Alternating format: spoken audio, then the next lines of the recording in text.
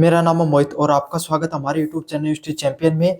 तो जैसा कि आप जानते हो, आपका जो पेपर होने वाला है हिस्ट्री ऑफ राजस्थान, राजस्थान का इतिहास, उससे संबंधित जितने भी महत्वपूर्ण प्रश्न होने वाले हैं अपन उन सबको विस्तार से करने वाले हैं। आपको क्या करना है, चैनल को सब्सक्राइब कर देना है, वीडियो को लाइक कर देना और अपने दोस्तों को जरूर से शेयर कर देना है। चलो शुरू करते हैं अपन वीडियो को। सबसे पहले अपन पढ़ते हैं यूनिट नंबर फर्स्ट को। ये जो पीडीएफ है, ये सॉल्यूशन वाली पीडीएफ जो मैं आपको पढ़ा रहा हूँ, ये हमारे टेलीग्राम चैनल पे मिल जाएगी। टेलीग्राम चैनल का लिंक है वो डिस्क्रिप्शन में दे रहा हूँ। सभी बच्चों से रिक्वेस्ट है टेलीग्राम चैनल को जरूर से ज्वाइन कर लेना। तो अब शुरू करते हैं अपन वीडियो को। राजस्थान के इतिहास के मुख्य स्रोत बताए, मतलब राजस्थान का जो इतिहास है उसके मुख्य स्रोत क्या कौन से हैं। पहली बात करें पर राजस्थान के इतिहास की, तो सबसे जरूरी चीजें देखने को मिलती है वो शिलालेख।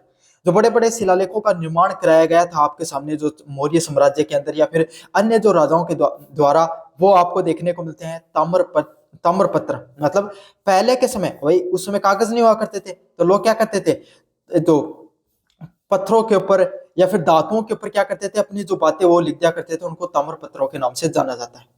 सिक्के या पुरातात्विक अवशेष देखने को मिलते हैं, जहां पर आपके सामने जो हमारी वास्तुकला, वास्तुकला मतलब जो साहित्य, जो कलाकृतियां देखने को मिलती हैं उसके बारे में पता चलता है। जो हमारे लोकगीत हैं, वंश, कौन कौन से वंश और कौन कौन से राजाओं ने यहाँ पर राज किया उसके बारे में पता चलता है। कौन से यहाँ पर लोगों ने यात्रा की। साहित्यिक स्रोत कौन से साहित्यिक स्रोत है जिनसे अपन को पता चलता है भारतीय जो संस्कृति के बारे में, जो उत्खनन के बारे में, जहां से उत्खनन किया गया वहां के बारे में पता चलता है। ये सब चीजें हमारी जो सामाजिक, राजनीतिक, सामाजिक व सांस्कृतिक इतिहास को पहचानने के प्रमुख साधन है। मतलब आप इसमें से शिलालेख, ताम्रपत्र, सिक्के व पुरातात्विक अवशेष, इनको मुख्य रूप से लिख देना। ये हमें हमारी जो राजनीति उस समय की कैसी थी, हमारी सामाजिक जो आपके सामने संरचना कैसी थी, और हमारी जो संस्कृति है वो कैसी हुआ करती थी, हमारा खान पान, हमारा रहना सहना, हमारा व्यवहार, हमारी जो राजनीति है, जो वंश है वो किस तरीके से कार्य करते थे, उसके बारे में विस्तार से पता चलता है। अगले वाला है राजस्थान के पूरा पाषाण काल के एक प्रमुख स्थल के बारे में बताइए। तो राजस्थान के जो पूरा पूरा पूरा पाषाण काल क्या होता है, जहां पर जो आपके सामने जो प्राचीन समय के जो जो सभ्यता हुआ करती है, हड़प्पा कालीन जो सभ्यता हुआ करती है, वो कहां पर देखने को मिली है। तो राजस्थान के अंदर बागौर और जो मध्य पाषाण काल का एक प्रमुख स्थान है। मतलब पूरा पाषाण मतलब जिस समय आपके सामने हड़प्पा सभ्यता देखने को मिलती थी, जिस समय मनुष्य को सिर्फ पत्थरों के बारे में ज्ञान था, धातुओं का निर्माण नहीं हुआ था, उस समय की जो सभ्यता वो कौन सी है, बागौर सभ्यता देखने को मिलती है। ये आपके सामने खास करके जो भीलवाड़ा और उदयपुर वाला क्षेत्र वहां पर देखने को मिलती है। यहाँ पर उनके द्वारा सूक्ष्म औजार, जो छोटे छोटे औजार हुआ करते हैं, जहां पर आपके सामने उनका पशु जो मृत्यु को प्राप्त हो गए थे, उन पशु के जो अवशेष जो वही मिट्टी में दब जाते हैं, उनके अवशेष और प्रारंभिक मानव बसावट के सबूत मिले। मतलब जब मनुष्य ने अपने जीवन में जब बसना शुरू किया था, तब उस समय के वहां पर क्या देखने को मिलते हैं, अवशेष देखने को मिलते हैं। आहार संस्कृति की एक विशेषता बताएं। जो आहार संस्कृति देखने को मिलती है वो किस पर थी आपके सामने। जो आहार संस्कृति है वो किस पर थी, कृषि आधारित संस्कृति थी। लोगों को काली, लाल, मर्द भांड, तांबे के औजार व अनाज भंडार जैसी संरचनाएं देखने को मिली। मतलब जो हमारे राजस्थान के अंदर जो आहार संस्कृति देखने को मिली है, ये मुख्यतः किस चीज पर आधारित थी, वहां की जो कृषि है उस पर मुख्यतः आधारित थी। लोगों को वहां पे काले, लाल कलर के मर्द भांड क्या होते हैं, मिट्टी से बने हुए, जो अपने यहाँ पर, वही आप राजस्थान के विद्यार्थी हो, भांड तो जानो क्यों है, भांड जानते हो ना आप। भांड मतलब होता है आपके सामने, जिसके अंदर आपके सामने आपके घर में देखना एक ऐसे कुछ कलर का होगा, है ना, जिसके ऊपर मिट्टी पुती होती है, मिट्टी से वो बनी हुई चीजें होती हैं, जहां पर मिट्टी के जो बर्तन देखने को मिलते थे, जिन पे थोड़ी सी क्या कर दी जाती थी, पोइट्री कर दी जाती थी, है ना, और थोड़ा थोड़ा क्या देखने को मिलता था, उस पे पेंटिंग वो कर दी जाती थी। उसको किस नाम से जाना जाता है, मर्द बांध के। और ये लाल व काले कलर के देखने को मिले, ये सबसे ज्यादा महत्वपूर्ण पॉइंट है। साथ के साथ तांबे से बने हुए औजार देखने को मिले हैं, जहाँ पे कुल्हाड़ियां, जो कृषि से संबंधित उपकरण है, हल हो गए, और कोई जो आपके सामने जो फसल को काटने के औजार है, वो सब तांबे के मिले हैं। क्यों, ताम्रकालीन आपके सामने सभ्यता थी। साथ के साथ अनाज के भंडारण की संरचना का भी उपयोग देखने को मिला है। अगले वाला पॉइंट आपके सामने, बालथल का क्या महत्व है। जो बालथल है उसका क्या महत्व आपके सामने। बालथल है यह आपके सामने उदयपुर में ताम्र पाषाण काल का महत्वपूर्ण स्थान देखने को मिलता है। मतलब बालथल जो नामक स्थान है वो आपके सामने जो ताम्र काल मतलब उस समय मनुष्य को तांबे के बारे में ज्ञान हो गया था, तांबे से संबंधित आपके सामने जिस काल में अब जो हथियार देखने को मिलते हैं, वस्तुएं देखने को मिलती है तांबे से बनी हुई, उस काल को क्या कहा जाता है? ताम्र पाषाण काल के नाम से जाना जाता है। उस काल का महत्वपूर्ण स्थान है, यहाँ पे कच्ची मिट्टी के मकान देखने को मिलते हैं। मतलब जिस भी सभ्यता के अंदर कच्ची मिट्टी के मकान देखने को मिलते हैं, इसका मतलब वो क्या थी? वो ग्रामीण सभ्यता थी। मतलब वहां पर गांव में लोग बसते थे।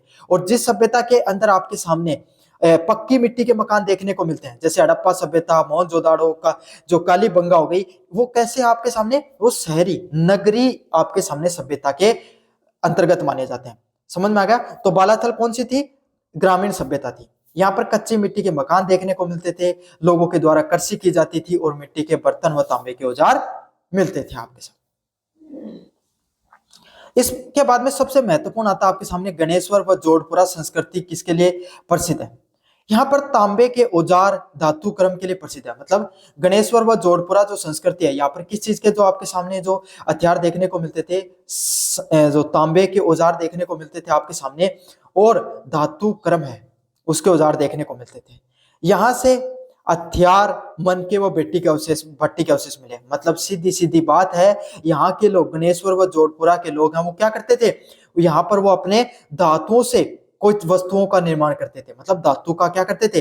धातुओं से वस्तुओं का निर्माण करते थे, धातु क्रम का निर्माण करते थे। महत्वपूर्ण प्रश्न है, समझ में आ गया? प्रश्न आएगा, पहले बता देता हूं। कालीबंगा संस्कृति की विशेषता बताए। कालीबंगा जो संस्कृति उसकी क्या विशेषता है? कालीबंगा में कृषि के प्रमाण मिले हैं, अग्नि वेदियां, नियोजन नगर और लोहे की जो लघु मोहरे मिले हैं। मतलब कालीबंगा जो सभ्यता देखने को मिलती है, वहां पर कृषि के प्रमाण देखने को मिलते हैं। मतलब लोगों के द्वारा कृषि की गई है। अग्नि वेदियां देखने को मिलती हैं। अग्नि वेदियां मतलब जहां पर लोगों ने बैठकर आग को जलाकर, अपन सर्दी में क्या करते हैं? आग को जला के रखते हैं ना, तो उसके जो मिट्टी राख वगैरह इकट्ठी हो जाती है, उसको अग्निवेदी के नाम से बोला जाता है। और नियोजित नगर की प्रणाली देखने को मिलती है। तो मैंने बताया था ना, नगर जहां पर पक्की मिट्टियों का निर्माण होता था, नगर को व्यवस्थित तरीके से बसाया जाता था, जहां पर पानी की व्यवस्था वो सुव्यवस्थित रूप से देखने को मिलती थी। इसको किस नाम से जाना जाता है? जो नियोजित नगर प्रणाली के नाम से जाना जाता है। यह भारत में जो प्राचीन हड़प्पा सभ्यता है उसके सबसे महत्वपूर्ण केंद्रों में से एक था। कौन सी? कालीबंगा संस्कृति। अगले वाला है मत्स्य जनपद कहां पर देखने को मिलता है? भारत के अंदर जब जनपद हुआ करते थे तो राजस्थान के अंदर भी एक जनपद देखने को मिलता था। जनपद क्या हुआ करते थे भाई? शुरुआत आपके सामने जब लोगों के द्वारा जब शुरुआती सभ्यता देखने को मिलती है, तो शुरुआती सभ्यता में आपको क्या देखने को मिलता है? शुरुआती सभ्यताएं होती है तब होते हैं आपके सामने जन मतलब छोटे छोटे लोगों का जन समूह है। समझ में आ गया? फिर जन से आपके सामने जनपद मिले। जनपद क्या होते हैं? आपके सामने एक छोटा सा राज्य मान लो, और जनपद मतलब बहुत बड़ा साम्राज्य, उसको जनपद के नाम से जाना जाता है। तो मत्स्य जनपद है वो राजस्थान के अंदर देखने को मिलता था। अलवर, जोधपुर, भरतपुर वाले जो गंगा के मैदान है, वहां पर जो सभ्यताएं पनपी उसको मत्स्य जनपद के नाम से जाना जाता है। क्यों पनपी?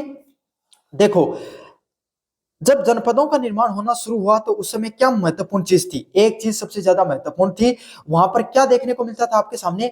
जो कृषि आधारित, जो जिन लोगों के पास जितनी ज्यादा कृषि हुआ करती थी, जिस क्षेत्र में जितनी ज्यादा कृषि हुआ करती थी, वो क्षेत्र उतना ही ज्यादा क्या हुआ करता था आपके सामने?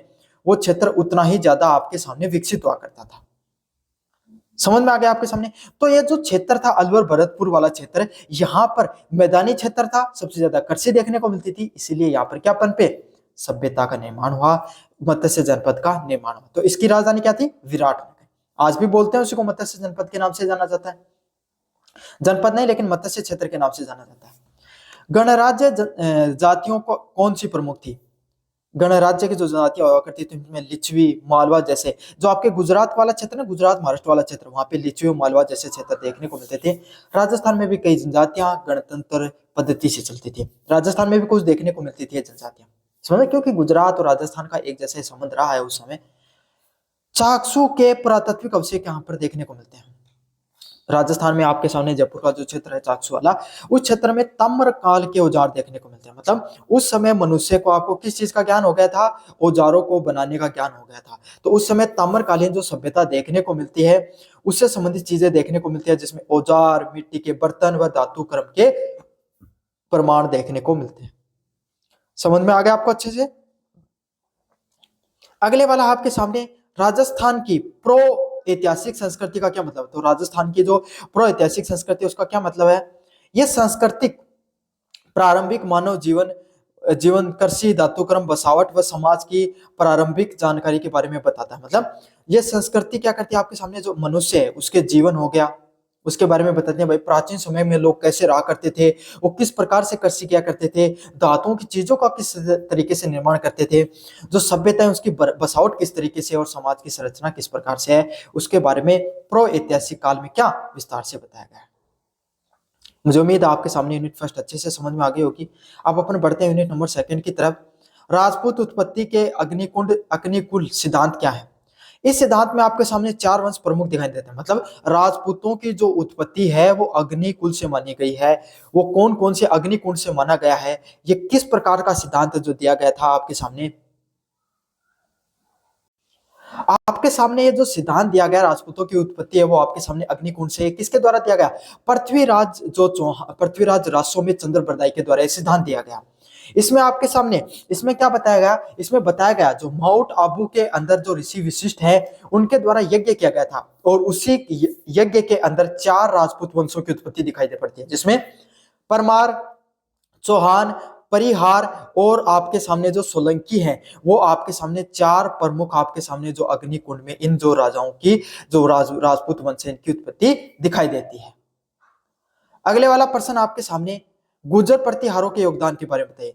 तो नागभट्ट प्रथम ने अरब आक्रमण को रोककर उत्तर भारत की रक्षा की और यही वंश कन्नौज संघर्ष के शक्तिशाली राज्य का उत्पन्न हुआ। मतलब नागभट्ट जो प्रथम है उन्होंने क्या किया, जो गुर्जर प्रतिहार राजवंश है उसको क्या किया, रोककर जो उत्तर भारत है उसकी रक्षा करने का कार्य किया।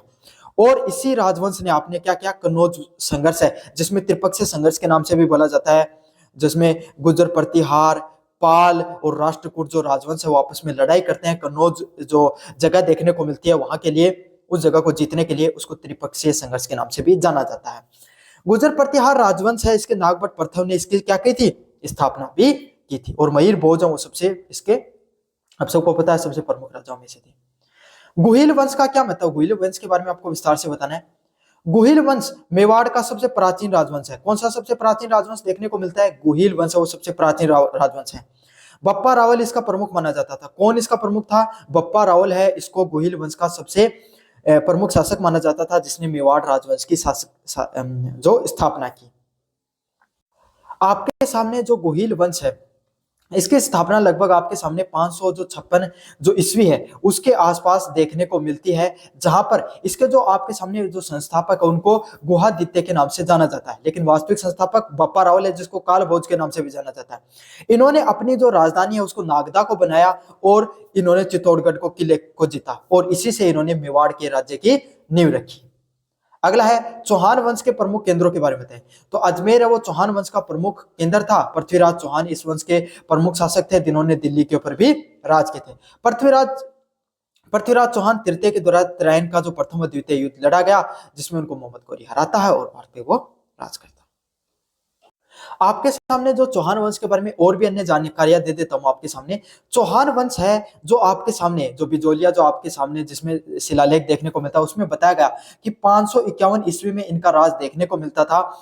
इनके द्वारा ये आपके सामने मुख्यतः नागौर व अजमेर वाला जो क्षेत्र है उस पर राज किया करते थे। इन्होंने सबसे पहले अहिच छत्रपुर जो अपनी जगह है नागौर में वहीं पर इन्होंने राजधानी बनाई। वहीं पर इनके द्वारा क्या है, पुष्कर झील का भी निर्माण किया गया था। समझ में आ गया चौहान वंश के बारे में। और पृथ्वीराज चौहान तृतीय के बारे में मैंने आपको बता दिया। मेवाड़ में कुंभा का क्या योगदान है? महाराणा कुंभा ने राजस्थान के उनको भारतीय जो राजस्थान की जो साहित्य कला या राजस्थान में जो दुर्ग के जो आपके सामने साहित्य कला के संरक्षक के रूप में भी जाना जाता है। इनके द्वारा राजस्थान के 50% से अधिक दुर्ग है, प्रतिशत बता रहा हूं मैं, वो इन्हीं के द्वारा निर्माण किए गए। इनके द्वारा 32 से अधिक दुर्गों का निर्माण किया गया या फिर उनका पुनर्निर्माण किया गया और इसमें से कुंभलगढ़ दुर्ग है वो प्रमुख है, उसका निर्माण किया और वे कला व साहित्य के संरक्षक भी बने जाते हैं। राजस्थान में जिस व्यक्ति ने सबसे ज्यादा कला व साहित्य को महत्व दिया है उसका नाम कोई और नहीं तो महाराणा कुंभा है। महाराणा प्रताप का महत्व क्या है? महाराणा प्रताप, जिस समय आपके सामने राजस्थान में अकबर की अधीनता स्वीकार करने, हर शासक है वो आपके सामने क्या कर रहा था, अकबर की अधीनता स्वीकार कर रहा था। नागौर दरबार में आपके सामने चाहे मेवाड़ मारवाड़ के राजा हो, चाहे आपके सामने जो जयपुर के राजा हो, सब ने अकबर की अधीनता को स्वीकार कर लिया था। लेकिन उसमें से एक राजा निकल कर आता है जिसका नाम है महाराणा प्रताप, जो मेवाड़ के शासक थे। उन्होंने अकबर की अधीनता स्वीकार करने से साफ साफ मना कर दिया। उन्होंने कहा कि हमने ना तो मुगलों की अधीनता स्वीकार की है और ना हम कभी जीवन में अधीनता स्वीकार करेंगे। और इसीलिए अकबर ने, हालांकि अकबर ने उनको काफी बार संधि प्रस्ताव भेजा, मान सिंह के द्वारा, टोडरमल के द्वारा अनेक बार ये संधि प्रस्ताव भेजा, लेकिन उन्होंने कभी भी उनको स्वीकार नहीं किया। और फिर देखने को मिलता है हल्दी घाटी का युद्ध, जिसमें आपके सामने निर्णायक विजय का एक बार महाराणा प्रताप की होती है, फिर आपके सामने अकबर की होती है। अकबर यहाँ पर पूर्ण रूप जो ना तो कभी अकबर पूर्ण रूप से महाराणा प्रताप को हरा पाए, ना कभी महाराणा प्रताप है वो अकबर को पूर्ण रूप से हरा पाए। कभी अकबर ने की जो सेना है वो पूरी तरीके से, जो मेवाड़ राज्य है उस पर उनका पूरा जो स्थापत्य देखने को मिला। हमेशा अकबर है वो आपके सामने संघर्ष करता रहा पूरे जीवन काल में महाराणा प्रताप से। और लास्ट में आपके सामने जो महाराणा प्रताप वो अपने अंतिम समय में जो चित्तौड़गढ़ के दुर्ग के अलावा उन्होंने काफी क्षेत्र को फिर से जीत भी लिया था। समझ में आ गया अच्छे से, वैसे आपको पता भी होगा। चंद्रसेन के जो योगदान के बारे में लिखिए। राव चंद्रसेन ने जोधपुर में मुगलों के विरुद्ध संघर्ष किया था। मतलब जो राव चंद्रसेन है जोधपुर में आपके सामने क्या किया था, मुगलों के साथ। राव चंद्रसेन है वो आपको पता है ये भी अकबर के जो आपके सामने जो कार्यकाल के ही आपके सामने राजा हुआ करते हैं। इनको मेवाड़ का प्रताप भी कहा जाता है, जो राजस्थान के इतिहास का जो भोला बिसरा राजा के नाम से भी जाना जाता है। होता क्या है आपके सामने, जब नागौर दरबार का आपके सामने आयोजन किया जाता है 1570 के अंदर अकबर के द्वारा, उस समय राव चंद्रसेन भी इनकी जो आपके सामने राव मालदेव के जो बेटे थे वो राव चंद्रसेन, वो उनके दरबार में पहुंचते हैं। जब वो पहुंचते हैं तब उन्हें पता चलता है कि जो हमारा जोधपुर राज्य है, जो मेवाड़ साम्राज्य है, जो हमेशा अपनी पराक्रम के लिए, अपने जो किसी की अधीनता नहीं स्वीकार करने के लिए हम जीवन भर संघर्ष करने वाले व्यक्ति हैं, हम किसी की अधीनता स्वीकार नहीं कर पाए। इनको पता चलता है कि जब वो जाते हैं अकबर के दरबार में, तब उन्हें पता चलता है कि वो अपनी मन मर्जी से राज्य नहीं कर पाएंगे अब, अगर उन्होंने अकबर की इस अधीनता स्वीकार कर ली। राज्य पर उनका पूरा शासन रहेगा, लेकिन अधीनता स्वीकार है अकबर की, तो अकबर का आपकी बातें माननी होगी, शाही कृपा से सब कुछ चलेगा। तो ये बात उनको पसंद नहीं आती है और फिर ये लगातार अकबर से संघर्ष करते रहते हैं। इनकी छापामार जो युद्ध नीति है वो काफी ज्यादा पॉपुलर भी रहती है। और जो आप इनका जो योगदान है मेवाड़ के, जैसे महाराणा प्रताप का जो योगदान है उसको काफी जो साहित्यकारों ने काफी बहुत ही विस्तार से बताया है, उतना इनका जो साहित्य है उसको, इनके जो संघर्ष को अकबर के साथ, उसको इतना जो साहित्यकारों ने नहीं विस्तृत रूप से बताया है। इनको थोड़ा कम ही आंका जाता है इनके साहित्य को, इनके जो संघर्ष को अकबर के खिलाफ। इसीलिए इनको मेवाड़ का जो मारवाड़ का भोला बिसरा राजा के नाम से या मारवाड़ के प्रताप के नाम से जाना जाता है। आई होप मुझे आपको ये चीजें समझ में आ गई होंगी। स्वाई जयसिंह द्वितीय को एक वैज्ञानिक कार्य बताइए। तो स्वाई जयसिंह है वो आपके सामने राजा थे, सॉरी जयपुर के राजा थे आपके सामने। उन्होंने वो एक अपनी, उनका वैज्ञानिक दृष्टिकोण बहुत तेज था। मतलब भारत में वो एक शायद मूलतः उन प्रमुख राजाओं में से होंगे जिनको इतनी ज्यादा वैज्ञानिक दृष्टिकोण, इतनी ज्यादा विज्ञान पे पकड़ थी जितनी शायद और कोई राजा को जीवन में होगी भी नहीं। इनके द्वारा जंत्र मंत्र में अनेक प्रकार की वेधशालाएं इनके द्वारा बनाई गई। खगोल विज्ञान को, मतलब अंतरिक्ष विज्ञान को इनके द्वारा बढ़ावा दिया गया। समझ में आ गया। जाट शासक सूरजमल का क्या योगदान है। जाट शासक जो सूरजमल है वो आपके सामने इनके द्वारा कहां पर, जो भरतपुर, अलवर भरतपुर वाला क्षेत्र है, वहां के राजा हुआ करते थे आपके सामने जो सूरजमल जो आपके सामने राजा हैं, इनके अगर अपन कार्यकाल की बात करें तो 1755 से लेकर आपके सामने 1763 तक जो इनका शासन काल है वो देखने को मिलता है। आपके सामने इनके द्वारा जो दिल्ली हो गया, इनका शासनकाल, अलवर भरतपुर दिल्ली तक इनका शासनकाल चलता है। इनके द्वारा भरतपुर के अंदर में जो लोहागढ़ किला उसका भी निर्माण किया गया। इनके द्वारा ऐसा बताया जाता है कि लगभग इन्होंने 80 से ज्यादा युद्ध लड़े और सभी में विजय प्राप्त की। जब 1753 में इनके द्वारा 1753 में क्या किया गया, मुगलों के खिलाफ युद्ध लड़ा गया और मुगलों को इन्होंने हराया भी। साथ के साथ जब 1761 में पानीपत का तृतीय युद्ध देखने को मिलता है अब्दाली और जो मेवाड़ की शासकों के बीच में, तो उसमें जो आपके सामने क्या बोलते हैं, मराठाओं के बीच में, तो उनको भी संरक्षण देने के इनके द्वारा काम किया गया था। अगला है थकनूर बदन सिंह का महत्व क्या है। बदन सिंह जाट राज्य के संस्थापक माने जाते हैं, इन्होंने भरतपुर राज्य की स्थापना की थी। मतलब जो बदन सिंह जाट है वो इस राज्य के जो इन्हें जो बदन सिंह है, थक्कुर बदन सिंह, ये जो आपके सामने अलवर भरतपुर का जो जाट साम्राज्य देखने को मिलता है उसके संस्थापक माने जाते हैं, जिसके सूरजमल सबसे प्रमुख राजा हुए हैं। मुझे उम्मीद आपको सब चीजें अच्छे से समझ में आ गई होंगी। अगले वाला प्रश्न है, मध्यकालीन जो राजस्थान समाज की एक विशेषता लिखी है। राजस्थान समाज जाति, देखो राजस्थान में एक प्रमुख चीज जो सबसे ज्यादा देखने को मिलती है वो क्या होती है, जातियां। हमारे भारत जो राजस्थान के जो राज्य हैं वहां पर सभी जातियों का बहुत महत्व है, जहां पर ब्राह्मण क्षत्रिय वैश्य व जो शूद्र है इस प्रणाली को हम मानते थे।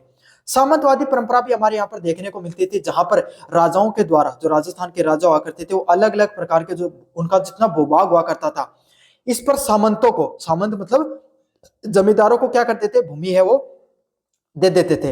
वो भूमि पर वो क्या करते थे, कर को, टैक्स को वसूला करते थे और अपनी सेना का निर्माण किया करते थे।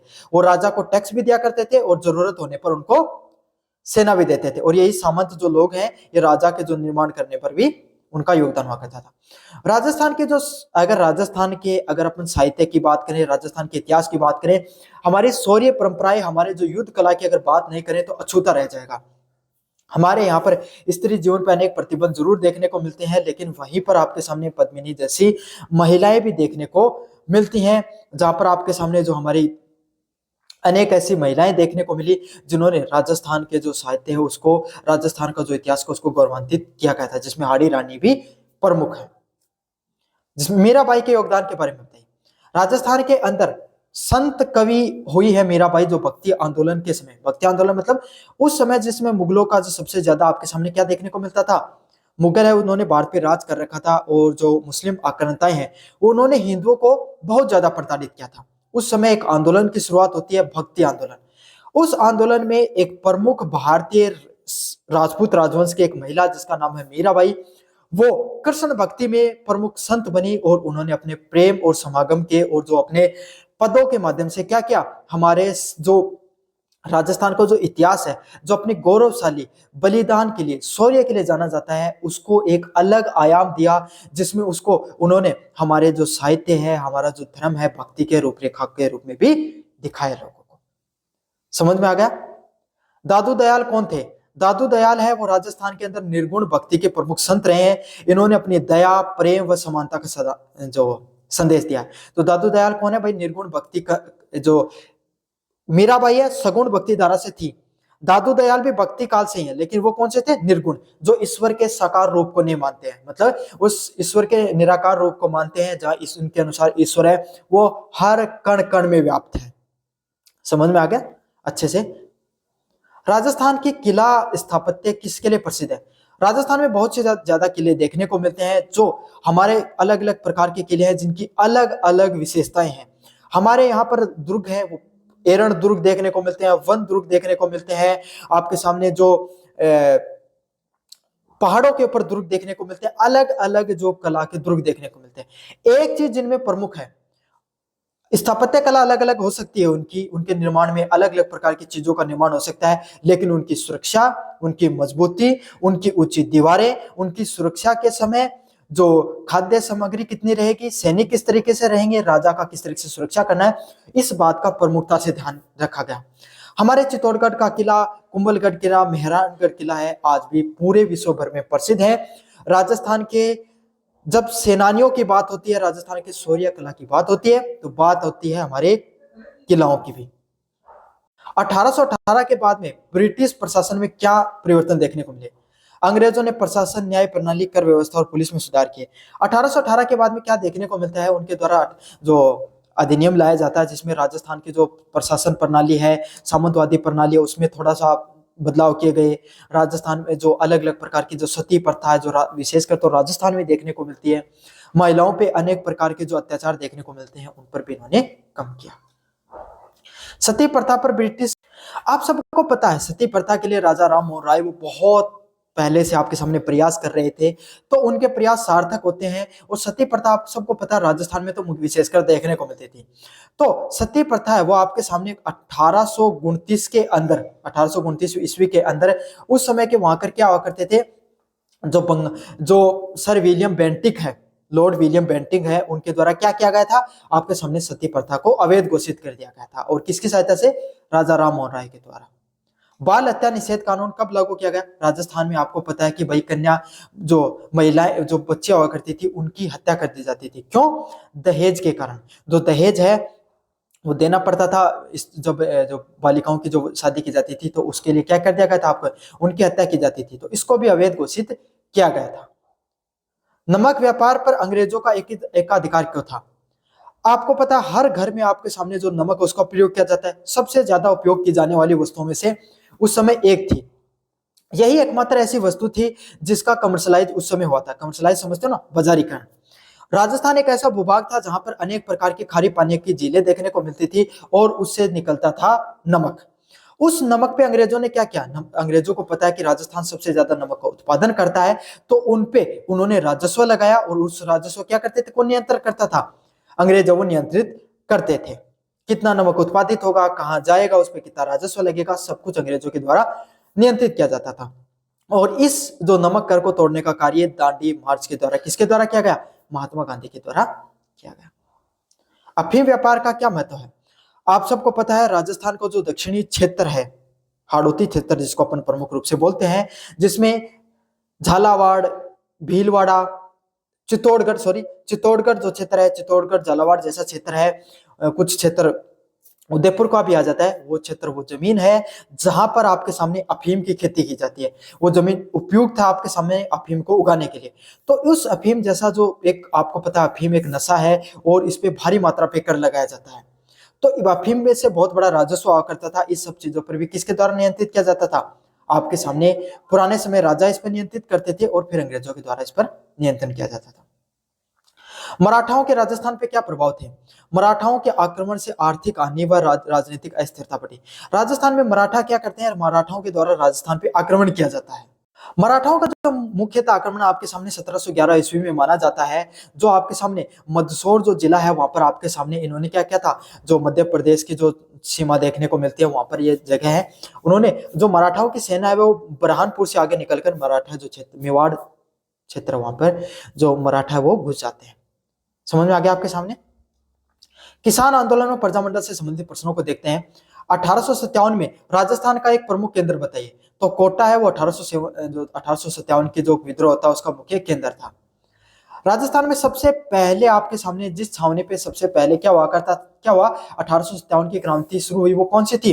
1857 की क्रांति, वो सबसे पहले नसीराबाद की जो छावनी है वहां पर सैनिकों ने क्या किया था, विद्रोह करके दिल्ली की ओर कूच किया था। तो इंपॉर्टेंट है, अच्छे से याद कर लेना। आर्य समाज का राजस्थान पे क्या प्रभाव देखने को मिलता है? आर्य समाज है उसने राजस्थान में क्या किया था, सामाजिक सुधार व स्वदेशी को बढ़ावा देने के लिए प्रयास किए गए थे। किसके द्वारा? आर्य समाज के द्वारा ये सब प्रयास किए गए थे। बिजोलिया आंदोलन किसके द्वारा चलाया गया था? बिजोलिया किसान आंदोलन है विजय सिंह पथिक के द्वारा चलाया गया था। किसके द्वारा चलाया गया था आपके सामने?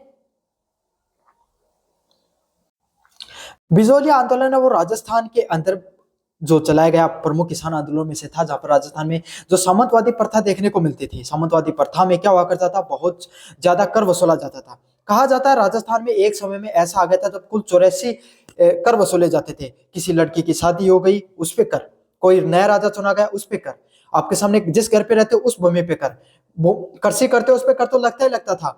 जो आपके सामने स्त्रियों बच्चों को छोड़ करके पुरुषों पर कर, अलग प्रकार के लाग बाग के आपके सामने कुल 84 कर देखने को मिलते थे। इस चीज का विरोध करने के लिए सबसे पहले साधु सीताराम दास के द्वारा 1897 से लेकर 1915 तक आपके सामने बिजोलिया आंदोलन की शुरुआत की गई। इस आंदोलन के द्वितीय चरण की जो शुरुआत है वो विजय सिंह पथिक के द्वारा आपके सामने 1916 से लेकर 1923 तक की गई। इनको राष्ट्रीय जो पथिक के नाम से भी, राष्ट्रीय पथिक के नाम से भी जाना जाता है। इनके द्वारा, इन्हीं को क्यों माना जाता है आपके सामने प्रमुख? क्योंकि इन्होंने आंदोलन को नई दिशा दी और पूरे राष्ट्रीय स्तर पर राजस्थान में पॉपुलर करने का कार्य किया। तृतीय चरण में इनको मणिक लाल शर्मा के द्वारा 1923 से लेकर आपके सामने 1941 के द्वारा इनके द्वारा क्या किया गया, इसको संभाला गया। और आखिरकार में मणिकलाल जो शर्मा है, उनके मणिकलाल शर्मा के द्वारा ही क्या किया गया, मेवाड़ जो राज्य उसके साथ क्या कर लिया गया था, आपके सामने समझौता कराया गया था। बिजोली आंदोलन समझ में आ गया आपको अच्छे से। मेवाड़ प्रजामंडल का क्या उद्देश्य था भाई, फिर आपके सामने जो ये अलग अलग प्रकार के प्रजामंडलों की शुरुआत हुई, इनमें प्रजामंडलों का उद्देश्य यही था कि संवैधानिक परंपराओं को लागू किया जाए, लोगों के अधिकारों की बात की जाए, जो समाज में जो महिलाओं के खिलाफ जो आपके सामने अत्याचार हो रहे हैं, जो समाज में अलग अलग प्रकार की कुरीतियां दिखाई दे रही हैं, उन सबके विरोध प्रदर्शन किया गया और इन प्रजामंडलों का स्थापना की गई। अरबेली आंदोलन क्या है, भील आदिवासियों के द्वारा सामाजिक व राजनीतिक आंदोलन की शुरुआत की गई, उसको अरबेली आंदोलन के नाम से जाना जाता है। सूरजमल मेवाड़ प्रजामंडल से कैसे जुड़े, सूरजमल है उन्होंने जनता के अधिकारों और संघर्ष के लिए इस जो प्रजामंडल है इसकी के लिए जुड़े। राजस्थान का एकीकरण कब शुरुआत होता है, राजस्थान के एकीकरण की जो शुरुआत है 1948 में होती है। आप सबको पता है राजस्थान अलग अलग प्रकार की रियासतों में बटा हुआ है। राजस्थान में जब भारत का जो अलग होते हैं भारत पाकिस्तान, उस समय अंग्रेजों ने बहुत ही चालाकी से एक प्रस्ताव पारित किया, भारतीय स्वतंत्रता जो अधिनियम उसके अंतर्गत, उसमें उन्होंने क्या कहा कि कोई भी रियासतें हैं वो चाहे तो पाकिस्तान के साथ जा सकती हैं, चाहे भारत के साथ रह सकती हैं, और उसमें एक बहुत महत्वपूर्ण पॉइंट था कि वो स्वतंत्र भी रह सकती हैं। तब भारतीय जो प्रमुख जो स्वतंत्र सेनानी थे, जिसमें सरदार वल्लभ भाई पटेल हैं, जवाहरलाल नेहरू है, महात्मा गांधी हैं, डॉक्टर भीमराव अम्बेडकर हैं, जो सुभाष चंद्र बोस हैं, वो सब जो लोग हैं और अन्य जो जिस समय आपके सामने जो भारतीय जो संविधान का निर्माण कर रहे थे, उनको इस चीज का पता चलता है, अगर इस समय भारत एक नहीं हुआ तो कभी भी एक नहीं होगा। तब भारत का जो सरदार वल्लभ भाई पटेल है, जिनको लौह पुरुष के नाम से जाना जाता है, उन्होंने बागडोर अपने हाथों में संभाली और जितनी भी जो आपके सामने रियासतें हैं उनको एकीकरण करने का, भारत में मिलाने का कार्य किया गया। कुछ लोगों ने आपके सामने कुछ लोगों ने अपने खुद से स्वतंत्रता सौंप दी भारत को, कुछ लोगों को प्रलोभन के माध्यम से सौंपी, कुछ लोगों के आपके सामने क्या किया गया, जो अलग अलग प्रकार के ऑपरेशन चला के अलग अलग प्रकार की कानूनी कार्रवाई करके उनको अपने अंदर मिलाया गया। कश्मीर हो गया आपके सामने, जो हैदराबाद हो गया, उनके द्वारा। आई होप आपको समझ में आ गया होगा। धौलपुर का विजय कब हुआ, धौलपुर का विजय 1949 में धौलपुर को राजस्थान में शामिल किया गया। ये अच्छे से याद कर लेना भाई। राजस्थान का पूर्ण एकीकरण मतलब सारे का सारे राज्य का पूर्ण एकीकरण, मतलब राजस्थान को एक अलग राज्य का दर्जा 1 नवंबर 1956 को दिया जाता है, पूर्ण एकीकरण के नाम से भी जाना जाता है। ये है राजस्थान का जो आपके सामने इतिहास का पेपर था, फ्रॉम अर्लीस्ट टू द 1956 तक कंप्लीट रिवीजन करा दिया मैंने आपके सामने। कोशिश की है छोटे क्वेश्चनों के माध्यम से बड़े क्वेश्चनों के बारे में भी आपको बता दिया जाए। आई होप आपको वीडियो अच्छा लगा होगा। चैनल को जोर से सब्सक्राइब कर देना, वीडियो को जोर से लाइक कर देना और अपने दोस्तों को जोर से शेयर कर देना। टेलीग्राम को जरूर से ज्वाइन कर लेना। धन्यवाद।